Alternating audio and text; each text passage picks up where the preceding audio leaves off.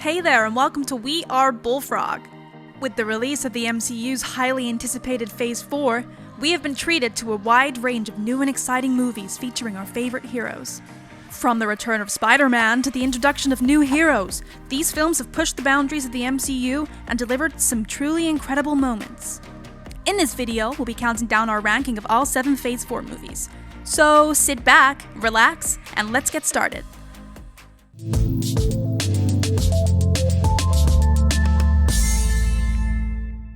Straight in at number 7, Eternals. If you ask us, Eternals would have been better as a miniseries.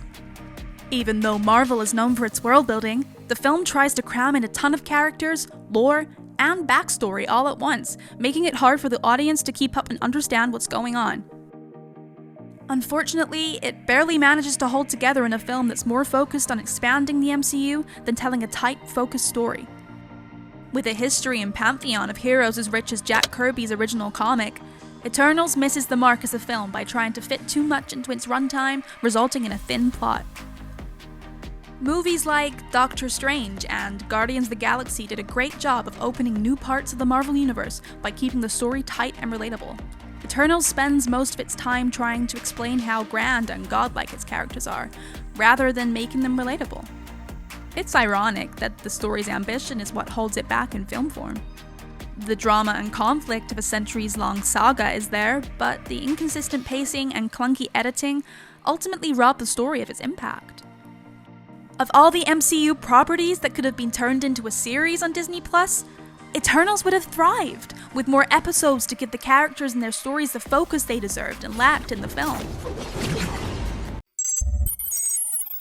Number 6. Thor, Love and Thunder. Thor Ragnarok was a breath of fresh air in the Thor franchise, subverting expectations with its unique blend of humor, heart, and action. Director Taika Waititi's masterful direction helped make the film a standout in the MCU's Phase 3, and a soft tonal reboot for the series. However, in Phase 4, the refreshing surprises of Ragnarok are not carried over to Thor, Love and Thunder, which feels too similar and unoriginal in comparison. While the comedy is still present in Love and Thunder, it feels overused and at times borders on annoyance, taking away the film's overall impact. Thor's character arc, which explores what it means to be worthy of love, also cheapens the growth and development he's undergone over his 11-year tenure in the MCU. One of the film's highlights is Christian Bale's portrayal of Gore the God Butcher, who manages to seamlessly blend drama, comedy, and sympathy into his performance. Although Thor Love and Thunder is entertaining and harmless enough, it plays it too safe compared to where the character's story could have gone after Endgame. The film ultimately fails to live up to the same level of freshness and originality as its predecessor, Ragnarok. The one that got away. The one that got away. That means escaped. Yeah. Perhaps deserving to be slightly higher on this list, at number 5 we have Shang-Chi and the Legend of the Ten Rings, a visually stunning film that boasts some of the most intense and elaborate fight scenes in the Marvel Cinematic Universe. The film's lead, played by Simu Liu, gives a powerful performance and is supported by an incredibly talented cast, including Tony Leung and Michelle Yeoh, who both deliver nuanced and dynamic performances. Additionally, Ben Kingsley and Awkwafina provide comedic relief throughout the film, with Kingsley's portrayal of former Mandarin, Trevor Slattery, being particularly enjoyable. However, despite its many strengths, the film's finale falls short. The CGI-heavy battle between dragons and monsters in a grey fog is a disappointment and detracts from the overall impact of the film. Nevertheless, overall, Shang-Chi is a thrilling and entertaining addition to the MCU, and is sure to delight fans of the genre. In at number 4, Doctor Strange in the Multiverse of Madness. While it doesn't fully delve into the limitless possibilities of its multiverse premise, as the title suggests, there are plenty of mind-bending Marvel moments and cameos to please fans. Director Sam Raimi adds a psychedelic and often manic edge to the film, making it one of the darkest in the MCU, with graphic fatalities and terrifying scenes reminiscent of The Evil Dead. While the horror elements are present, the film mostly follows the familiar MCU formula, with occasional touches of Raimi's style, particularly when the Scarlet Witch, played by Elizabeth Olsen, is on screen. However, Wanda's character development from WandaVision is somewhat hindered by making her the villain again, which makes her motivations feel repetitive. Overall, Doctor Strange in the Multiverse of Madness may not be the multiverse expansion fans were hoping for, but it still provides a thrilling experience. Number 3. Black Widow. Black Widow is possibly one of the most criminally underrated movies in the Marvel Cinematic Universe's Phase 4. Despite feeling slightly like a movie without any future to look forward to, due to the fact that Romanoff had already died in Endgame prior to Black Widow's release, the movie was still a cinematic experience to behold. As the first theatrical release of Phase 4, it skillfully combines paying homage to the past while giving Natasha Romanoff the solo film send-off she deserved. The film explores Natasha's backstory set between Captain America Civil War and Avengers Infinity War, and shows her activities as a fugitive, reuniting with her family, and her mission to take down the Red Room. While it may not have been as adventurous as some expected, it is a compelling action film that serves as a tribute to Scarlett Johansson's beloved character. In retrospect, it is one of the more accomplished theatrical releases of Phase 4.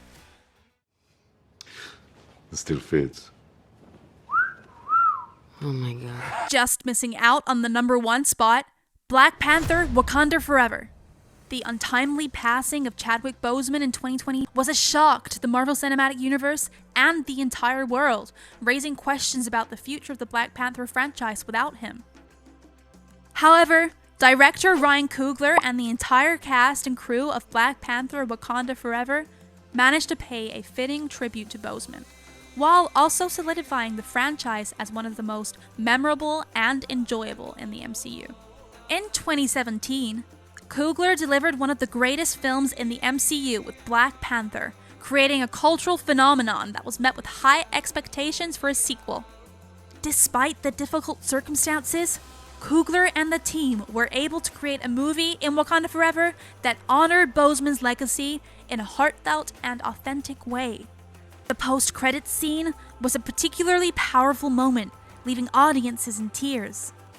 All of the cast deserved praise, with Letitia Wright and Angela Bassett delivering particularly outstanding performances.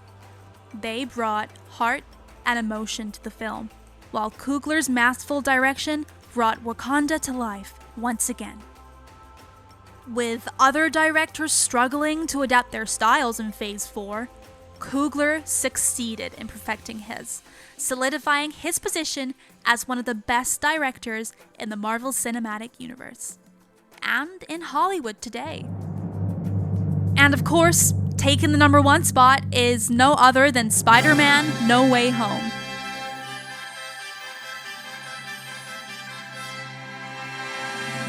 A spectacular end to a trilogy, and a fitting celebration of the superheroes' 20 years in feature films.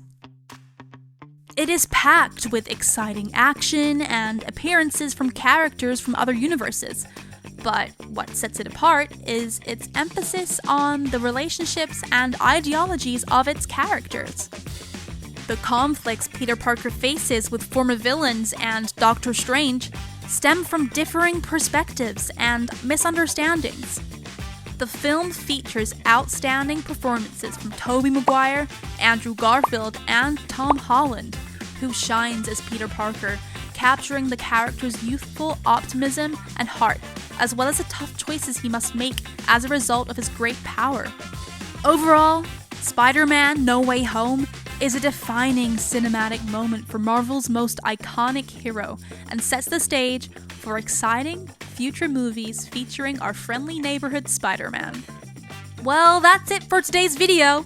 We'd love to hear your thoughts on where you'd place each of these movies, so be sure to leave a comment down below. And don't forget to subscribe so you never miss a new video from We Are Bullfrog. Thanks for watching, and we'll see you in the next one.